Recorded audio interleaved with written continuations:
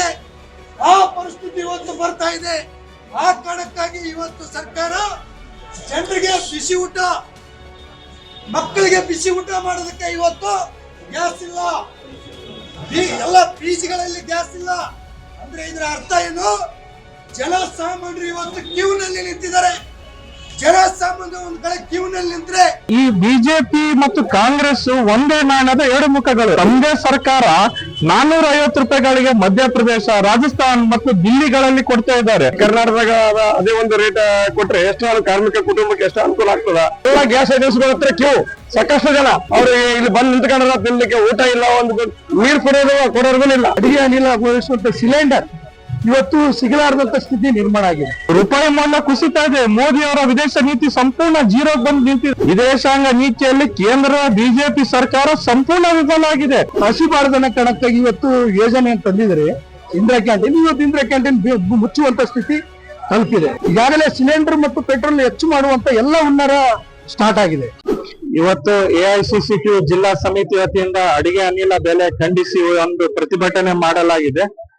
ಕೇಂದ್ರದ ಬಿಜೆಪಿ ಸರ್ಕಾರ, ರಾಜ್ಯದ ಕಾಂಗ್ರೆಸ್ ಸರ್ಕಾರವು ಕಳೆದ ಚುನಾವಣೆಯಲ್ಲಿ ರಾಜಸ್ಥಾನ್, ಮಧ್ಯಪ್ರದೇಶದಲ್ಲಿ ಬಿಜೆಪಿ ಸರ್ಕಾರ ಅಲ್ಲಿ ಗ್ಯಾಸ್ ಸಿಲಿಂಡರ್ 450 ರೂಪಾಯಿ ಕೊಡ್ತೀನಿ ಅಂತ ಹೇಳಿ ಅಲ್ಲಿ ಚುನಾವಣಾ ಪ್ರಣಾಳಿಕೆಯಲ್ಲಿ ಈ ಒಂದು ಪ್ರಸ್ತಾವನೆ ಮಾಡಿದೆ.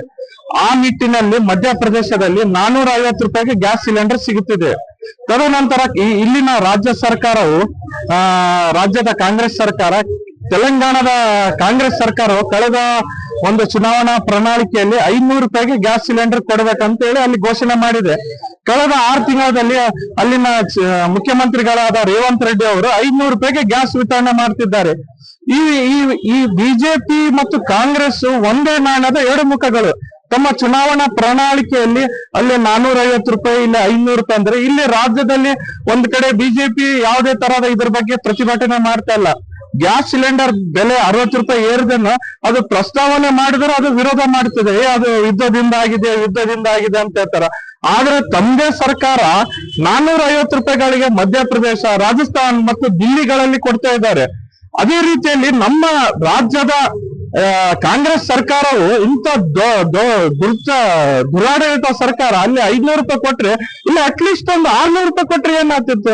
ಇಲ್ಲಿ ಬಡ ಕಾರ್ಮಿಕರಿಗೆ ಇದು ಹೊರೆ ಹಾಕತ್ತಿತ್ತು. ಇದರಿಂದ ಸಾಮಾನ್ಯ ಎಲ್ಲಿ ಕೆಲಸ ಇಲ್ಲ, ಜನ ಬಹಳ ಸಂಕಷ್ಟದಲ್ಲಿದ್ದಾರೆ. ರೂಪಾಯಿ ಮೌಲ್ಯ ಕುಸಿತಾ ಇದೆ. ಮೋದಿ ಅವರ ವಿದೇಶ ನೀತಿ ಸಂಪೂರ್ಣ ಜೀರೋಗೆ ಬಂದು ನಿಂತಿದೆ. ಇಲ್ಲಿ ಯಾವುದೇ ಇಲ್ಲ. ವಿದೇಶಾಂಗ ನೀತಿಯಲ್ಲಿ ಕೇಂದ್ರ ಬಿಜೆಪಿ ಸರ್ಕಾರ ಸಂಪೂರ್ಣ ವಿಫಲ ಆಗಿದೆ. ಕಾರ್ಮಿಕರಿಗೆ ಮತ್ತು ಎಲ್ಲ ಜನಸಾಮಾನ್ಯರಿಗೆ ಬಹಳ ದುಪ್ಪಟ್ಟೆ ಆಗದಂತ. ಯಾಕಂತಂದ್ರೆ ಇವಾಗ ಅಜಿತ್ ಅವ್ರು ಹೇಳಿದಂಗ ಮಾತ್ರ ಬೇರೆ ಕಡೆ 600 ರೂಪಾಯಿ, 800 ರೂಪಾಯಿ. ಅದೇ ಬಿಜೆಪಿ ಸರ್ಕಾರ ಮತ್ತು ಕಾಂಗ್ರೆಸ್ ಸರ್ಕಾರ ಏನಪ್ಪಾ ಅಂತಂದ್ರೆ ಬೇರೆ ಬೇರೆ ವಿದೇಶ ಬಿಹಾರ್ ನಲ್ಲಿ ಬೇರೆ ಕಡೆ ಕೊಡ್ತಿದ್ದಾರೆ. ಅದೇ ನಮ್ಮ ಇಡೀ ಕರ್ನಾಟಕದಾಗ ಅದೇ ಒಂದು ರೇಟ್ ಕೊಟ್ರೆ ಎಷ್ಟು ಕಾರ್ಮಿಕ ಕುಟುಂಬಕ್ಕೆ ಎಷ್ಟು ಅನುಕೂಲ ಆಗ್ತದ? ಹಂಗಂತೇಳಿ ಎಲ್ಲಾ ಜನಸಾಮಾನ್ಯ ಬಹಳ ಹೊರೆ ಆಗಿದೆ. ಇವತ್ ನೋಡ್ರಿ ನಾವೆಲ್ಲ ಸುತ್ತಾಡಿ ಬಂದಿವಿ. ಎಲ್ಲಾ ಗ್ಯಾಸ್ ಏಜೆನ್ಸಿಗಳ ಹತ್ರ ಕ್ಯೂ, ಸಾಕಷ್ಟು ಜನ. ಮೋದಿ ಅವ್ರು ಹೇಳಿದ್ರು, ಹಣ ನಾನು ಕಪ್ಪರ್ನ ಮತ್ತೆ ನಾನು ತಮ್ಮ ಅಕೌಂಟ್ 15,000 ಹಾಕ್ತೀನಿ ಅಂತೇಳಿ. ಆ ರೀತಿ ಹಂಗ ಜನ ಲೈನ್, ಆ ರೀತಿ ಜನ ಲೈನ್ ನಲ್ಲಿ ಜನಸಾಮಾನ್ಯ ಕಷ್ಟ ಹೇಳ್ಬಾರ್ದು. ಅವ್ರಿಗೆ ಇಲ್ಲಿ ಬಂದು ನಿಂತ್ಕೊಂಡ್ರ ತಿನ್ಲಿಕ್ಕೆ ಊಟ ಇಲ್ಲ, ಒಂದು ನೀರು ಕೊಡೋರ್ಗೂ ಇಲ್ಲ. ಅಂತ ಪರಿಸ್ಥಿತಿ ಬಂದ್ಬಿಟ್ಟು ಜನಸಾಮಾನ್ಯರದು ಮತ್ತು ಕಾರ್ಮಿಕರದು. ಹಂಗಾಗಿ ಈ ಸರ್ಕಾರ ಎಚ್ಚೆತ್ತುಕೊಳ್ಬೇಕು. ಕೂಡಲೇ ಈ ಗ್ಯಾಸ್ ಸಿಲಿಂಡರ್ ಮತ್ತು ತೈಲ ಬೆಲೆ ಏನಾಗಿದೆ, ಈ ತೈಲ ಬೆಲೆಗಳು ಬಹಳ ಐತೆ. ಇತ್ತೀಚೆಗೆ ಬಹಳ ಹೆಚ್ಚಾಗಿದೆ ತೈಲ ಬೆಲೆ. ಅದೇ ರೀತಿಯಾಗಿ ಗ್ಯಾಸ್ ಸಿಲಿಂಡರ್ ಮತ್ತು ಆಮೇಲೆ ಮತ್ತೆ ಮುಂದೆ ತೈಲ ಬೆಲೆ ಏರಿಕೆ ಆಗ್ತದ. ಇವೆಲ್ಲ ಬಹಳ ಹೆಚ್ಚಾಗೋದ್ರಿಂದ ಜನಸಾಮಾನ್ಯ ಆಗ್ತದ. ಅದರಿಂದ ನಾವು ಎಐಟಿಸಿ ಸಂಘಟನೆಯಿಂದ ಬಹಳ ಒಳ್ಳೆ ಒತ್ತಾಯ ಮಾಡ್ತೇವೆ. ಇದನ್ನು ಬಹಳ ಎಚ್ಚರಿಕೆಯಿಂದ ತಾವು ಗಮನಕ್ಕೆ ತಗೋಬೇಕಂತ ತಾವು ಸರ್ಕಾರಕ್ಕೆ ಒಂದು ಎಐಟಿಸಿ ಮೂಲಕ ಎಚ್ಚರಿಕೆಯನ್ನು ಕೊಡ್ತೇವೆ. ಯುದ್ಧ ನಡೆಯುವ ಸಂದರ್ಭದಲ್ಲಿ ಭಾರತಕ್ಕೂ ಅಪಾಯ ಉಂಟು ಮಾಡಿದೆ. ಭಾರತದಲ್ಲಿ ಈಗಾಗಲೇ ಅಸಂಘಟಿತ ವಲಯದಲ್ಲಿ ಕೆಲಸ ಮಾಡುವಂತ ಕಾರ್ಮಿಕರಿಗೆ ಭಾರಿ ಬಿಕ್ಕಟ್ಟು ಮತ್ತು ಜನಸಾಮಾನ್ಯರಿಗೆ ಬಿಕ್ಕಟ್ಟು ಎದುರಿಸ್ತಾ ಇದ್ದಾರೆ. ಏನೋ ಅಡಿಗೆ ಅನಿಲ ಉಪಯೋಗಿಸುವಂತ ಸಿಲಿಂಡರ್ ಇವತ್ತು ಸಿಗಲಾರದಂತ ಸ್ಥಿತಿ ನಿರ್ಮಾಣ ಆಗಿದೆ. ಒಂದು ಕಡೆ ಇವತ್ತು ಕರ್ನಾಟಕದ ಆಹಾರ ಇಲಾಖೆ ಸಚಿವರಾದಂತ KS ಮುನಿಯಪ್ಪ ಅವರು ಒಂದು ಸ್ಟೇಟ್ಮೆಂಟ್ ಕೊಟ್ಟಿದ್ದಾರೆ. ಹಾಸ್ಟೆಲ್ ನಲ್ಲಿ 1 ವಾರಕ್ಕೆ 1 ಊಟ ಬಿಡ್ಬೇಕಂತ ಅವರು ಒಂದು ಸ್ಟೇಟ್ಮೆಂಟ್ ಕೊಟ್ಟಿದ್ದಾರೆ. ಎಐಸಿಸಿಟಿ ಬಹಳ ಬಲವಾಗಿ ಖಂಡಿಸ್ತಿದ್ದೀವಿ.